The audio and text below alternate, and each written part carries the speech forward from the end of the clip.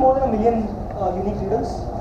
So in total, around 1.7 crore stories and books have been written. So this is where we are as of now. Just one disclaimer before I start. So people who know me know that I am very strong. I have very strong opinions. So I am very, opinionated. Having said that, these are still just the opinions of one person. They might be wrong, and they might not be relevant in all contexts. So whatever I say, please take it with a pinch of salt. It might not be applicable to you, and it might even be brilliantly wrong.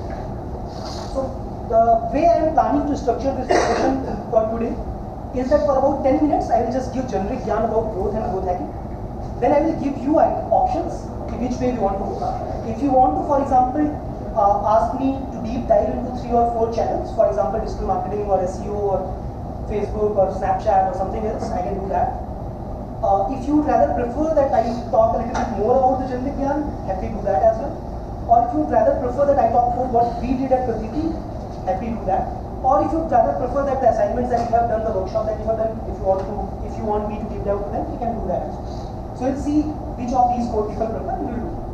Okay, so let me start with the very, very basic so-called generic yarn about growth / growth hacking. Okay.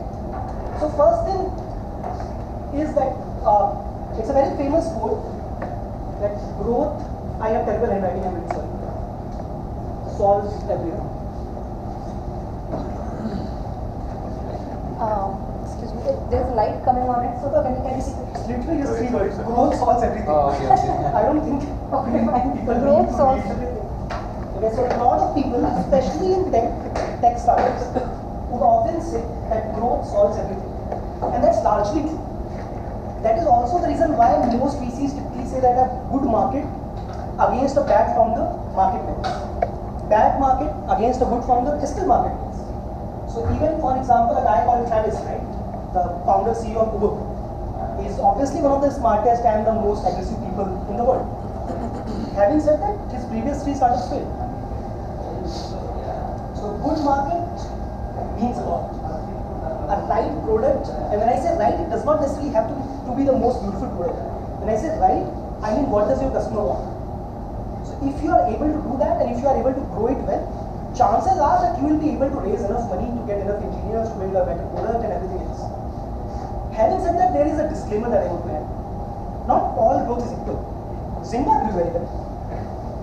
Groupon grew very well. There are there. Tiny Owl Roadrunner in India grew very well. So it's not growth that solves everything. Rather, it is sustainable growth that solves everything.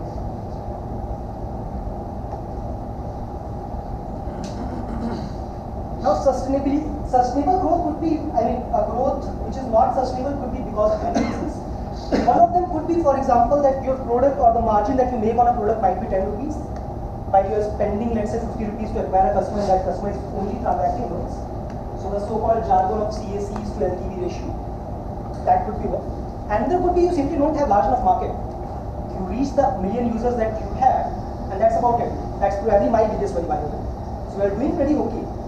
But we simply don't know how big the market is because it's a new thing. Because we are the ones who are defining the market. We are already the largest player. It sounds good, but which is really not. Because that means there is no way for me to say how big the market is. Or there could be some other reasons as well. So we'll get into details if we have time. But the premise is that what we want to do as a startup founders, and especially for CEOs, more than anything else, is to figure out how do we grow sustainably. Which brings me to my second point.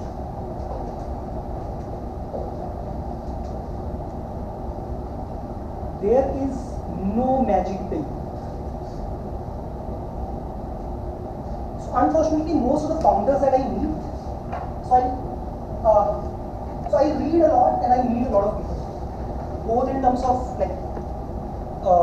founder friends or entrepreneurs, in terms of aspiring entrepreneurs, in terms of people who are slightly ahead of the curve than me, and in terms of investors, of course, or like other people. One of the things that I think we as founders, in fact, 2 of the things that I think are particularly wrong with most of the founders is, one, we are typically not focused enough. So we talk to 10 people tell us 10 things, and we try to do 5 of those 10 things. It doesn't work. Think of all the best companies in the world. they would be very, very different in a lot of things. But one thing that would be common is that they would all be extremely focused for the next 3, 4, 5 years. Literally think of Google for like 5 years. Even like I think a couple of years post their IPO. All they did was search. And they just tried to do it well. Now I know that Facebook is trying their hands into AI, ML and VR and WhatsApp acquisition and Messenger and all that shit. But think of what Facebook was till like I think 2009, 2010. So that is one. And second is that for some reason, founders are optimistic, which is true. But for some reason we think there is a magic pill. We think if we can just figure out digital marketing, oh my job is done. Or people, for example, ask me that how did you grow to 1 million users, or how did you raise this much money, or how did you hire people, or whatever XYZ is. Answer is not as simple as it looks. So if you go, for example, and see our traffic graph, or if you go on Google Trends and search for Pratilipi, chances are you will see something like this. Actually, probably even more advanced. It looks like I mean, typically if I have to talk to people that why should you join Pratilipi, I just send them a screenshot. This is how we have grown, literally. I don't talk about what we are doing. I basically talk about just two things. One, that this is an important problem, and two, this is how we are doing. Having said that, if you look closely enough, that's not how the graph looks.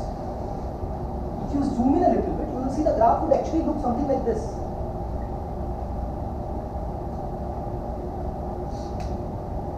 And this is not just true for us. This is for sure true for every single company that we can think of. Right from WhatsApp to Facebook to Google to Apple to basically everyone else. That is just how it is. Growth essentially is just a long series of experiments. Most of them won't work out. Some of them will. And what will would be different for me versus different for her versus different for him and things like that. So for example,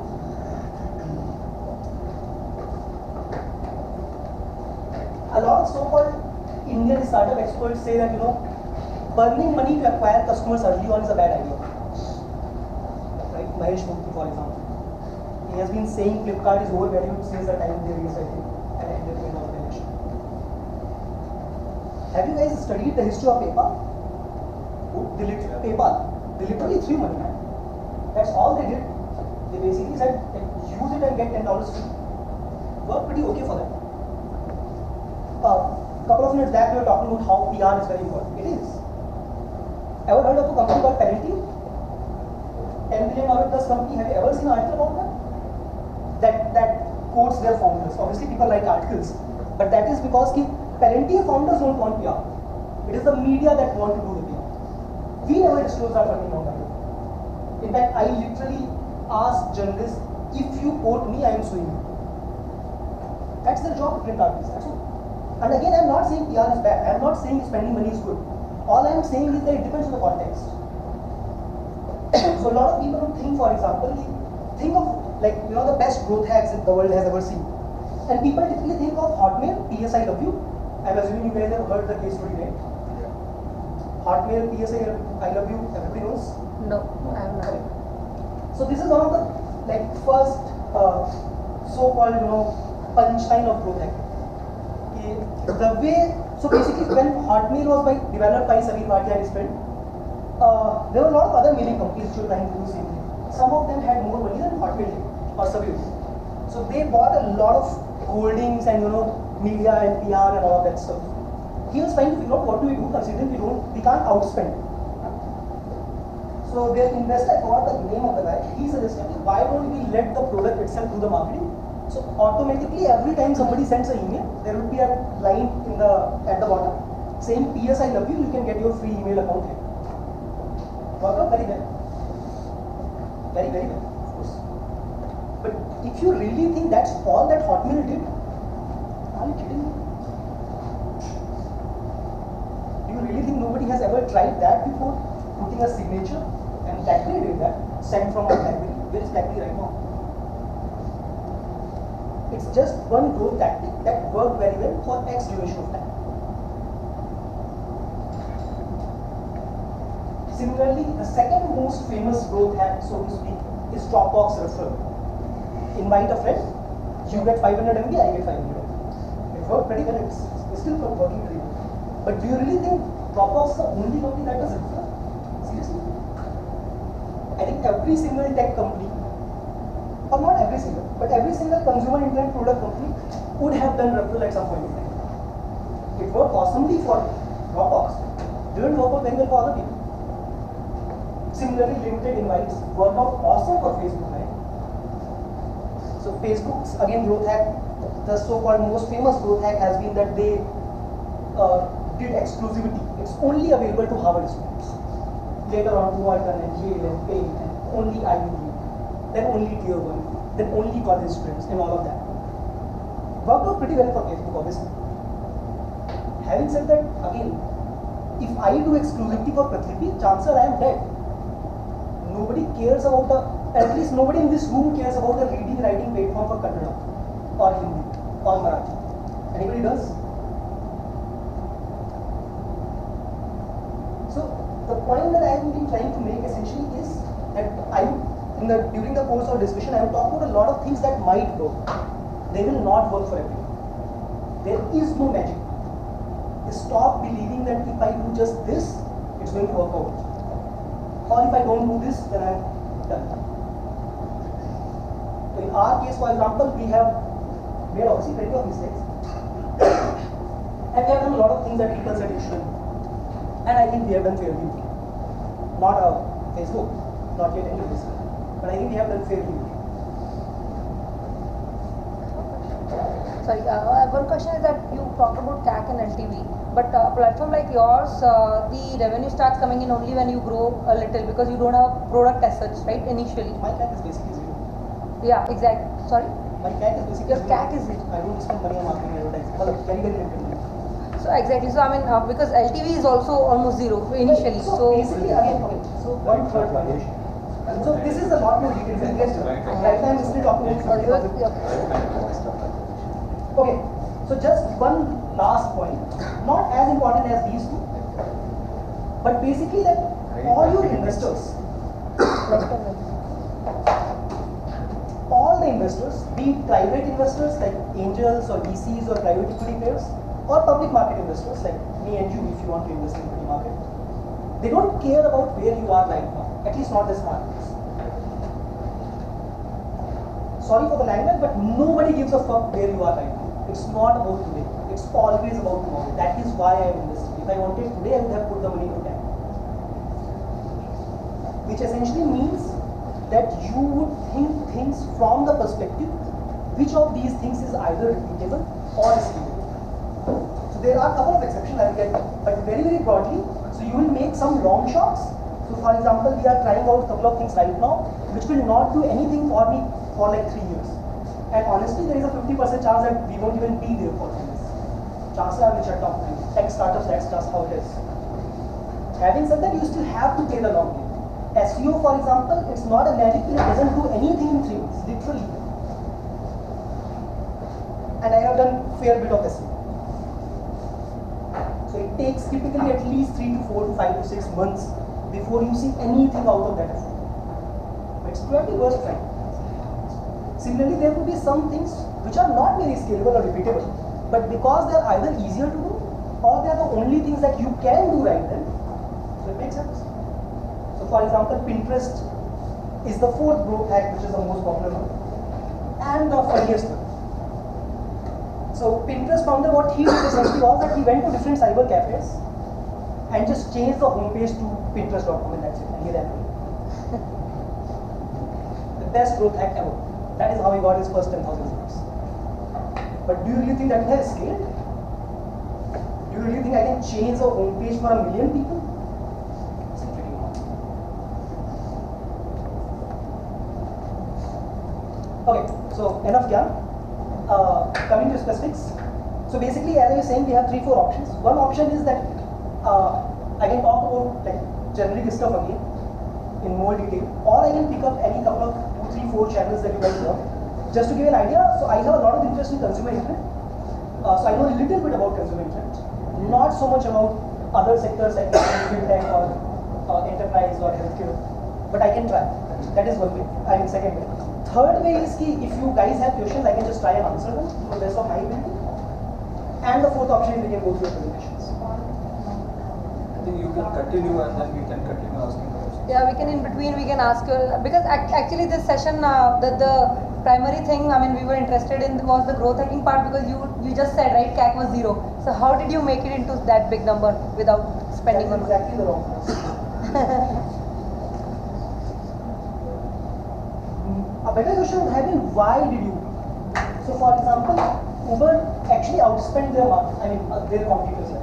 Literally, if you think of Uber, they raised money not just as a, so typically like a smart person, how you think is, money is a leverage in financial terms basically. So without money I can go from X to Y, and money is the leverage that can help me go to X, let's say to Y. Travis did not use money just like that.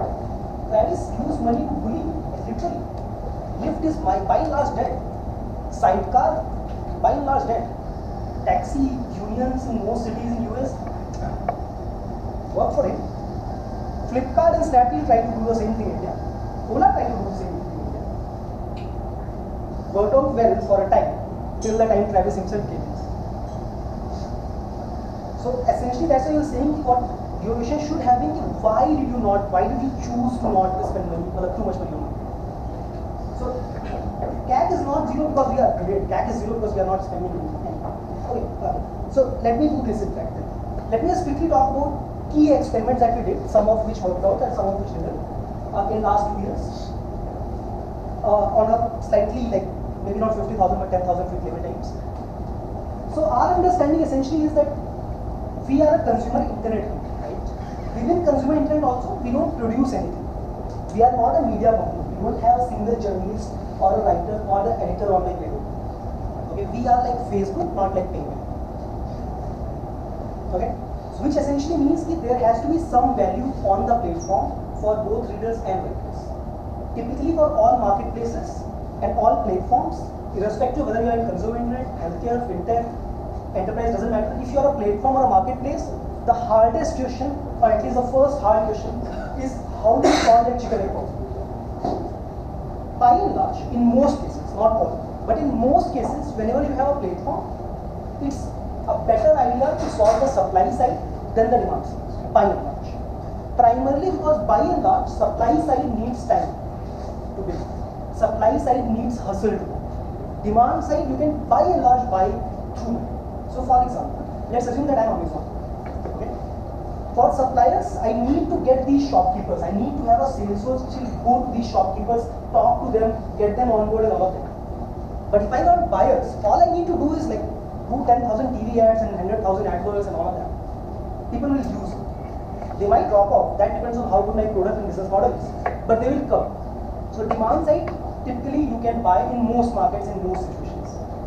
Just clarifying again, it might not be like feasible in all, but I think 95% cases, typically supply side is harder and more important. The second reason why supply side is more important typically is because demand side you can buy. Okay. In fact, let me put it this way first. That, okay, so I am willing to take the risk that 90% chances are my startup is going to die. That's just how it is in life. Having said that, what I want to optimize for is, in the 10% chance that my startup doesn't die, does it become the next Google or Facebook? Or does it give me at least enough of a payoff that that risk was worth it? That's the entire risk. By and large, most startups die, and that's okay. If it doesn't die, do I actually get some extra? Right? Which essentially means that I want some kind of a mode or some kind of barriers to entry. I don't want to do all the hard work only for Uber or Travis or Bezos to come and kill me. I mean, what's the fun in that? I worked for 10 years to create a market and somebody with larger money or more money came in and killed me. So that is also why you want to build that supply side, because that is something that even Amazon will need time to come. Consumers on the other hand, Amazon will always have more money than me and they will always buy me. Okay. Enough of that. So basically what we essentially did was, we thought through the same thing and we realized that we need to seed it from the supply side first. So what we decided was that we will start with two languages, Hindi and Gujarati, the languages that we knew, basically the founding team knew. Within these two languages, we found out the public domain content that is there. Public domain content essentially in India is that anything where the writer passed away more than 60 years ago. So that is how we seeded the supply side on day's name. Second thing that we did was, we actually went and talked to a lot of authors. So I personally met, I think around 300, 350 odd authors, where we essentially said, boss, you have written something, just give us permission to publish it. We will do everything else, like literally everything else. We will make your account, we will put that content on the platform and all of that. What are you losing? You already have something, for example, in a newspaper, in a magazine, on a blog, or wherever, in your diary. You want readers. Let me give you readers, and even if you don't get a reader, what are you losing? Even supply side is not unique to you. It's Sorry? not like, even supply side is not tied into you, right? It's Will Amazon right now? comes in. Right now? Yeah. Right now, a little bit is, a little bit isn't. How do you protect that? We'll get to that. Like even Flipkart, the So sellers we'll were get to that. similar to your That's writers. actually that is what I wrote that long articles on LinkedIn. But we'll get to that. That's a much larger question. I can't answer it in one. No, I'm just curious. Okay, so that's how we seeded the supply side. Now the second question was, okay, there is some supply. How do you get the next few readers? So we experimented with a lot of things. So we of course told our, not all, but a lot of our friends, and we put a Facebook page and we posted there, and we tried to do some SEO. We tried to actually make YouTube ads work and a lot of other things as well. Turned out that basically just two things worked. One was our Facebook page, and second was that if I as a writer have actually, if I see that there are 10 readers who are reading my content, I am probably going to share it so that 5 more can read it. So referrals or like sharing and Facebook, these were the only two channels that worked at that point. That is how basically we started on day zero or day one. Fortunately or unfortunately, as I was saying that we are creating a market. At the end of the day, right now, for example, the only larger player than us in Indian languages essentially is Daily Hunt, and even in mainstream media, for example, at least digital. For example, in that investor community that we were talking about, literally who has more users than us? Your story, that's it. Having said that, so that is a good thing, because if there is demand, then you don't know where else to be. So for example, if you are from Karnataka, if you want to read a Kannada story or a Kannada book, where do you go? You don't really have a choice. Amazon, for example, right now has 3,500 content pieces in all, actually 5 million languages combined. That's about it, and that they have launched like 8 months back. So which meant that we had a kind of monopoly at that. So which was good. The bad thing, which was and which still is, that because the market did not exist, so most people simply don't know that there is something or some place where I can go and read. Even worse, there are people like me, for example. So I used to read like 100 plus books. I still read 100 plus books a year. Having said that, when I was young, hopefully I'm still young, but when I was in school, I used to read like 100 Hindi books. Now I read like 100 English books. So the reason that shift happened was because Hindi content was not available, and I am a reader, so I had to shift to English. Having said that, once I started reading English, 5 years, 6 years, 7 years, if you ask me 2 years back to just read a paragraph in Hindi, I would actually get it. And if you guys haven't read anything in your mother tongue in like past 5-6 years, try. Just read a couple of pages and you will see what is happening. I can't read it. I tried Pratilipi actually yesterday, day before. Felt the same? Felt the same. I mean, I was a Hindi lover before, so. So there are a lot of people who would have been my customers at some point in time, if I was there 10 years back. But because for 10 years they did not get access, so they lost the ability to enjoy that. So that is another challenge that we would have to solve over time. But so anyways, so that is how we started in the. But isn't it true if market doesn't exist and it's an online thing? People will automatically come to your platform to search. Sorry, If market doesn't exist and it's an online market, people will automatically come to your platform. How is what is automatic? Automatically they will search something in Hindi, right? That's It's an online that thing. is exactly what I'm And people saying. will search online only.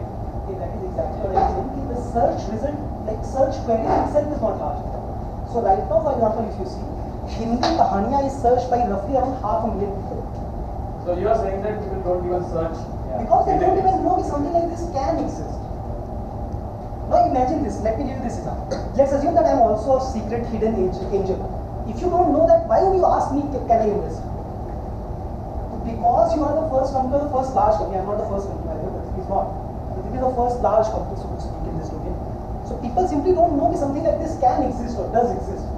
So the search queries itself is relatively small, like 500,000 for some people might sound like a large amount of people. But considering a country where there are like 500 million Hindi speakers, 500,000 queries in a month, count, that's like a rounding error.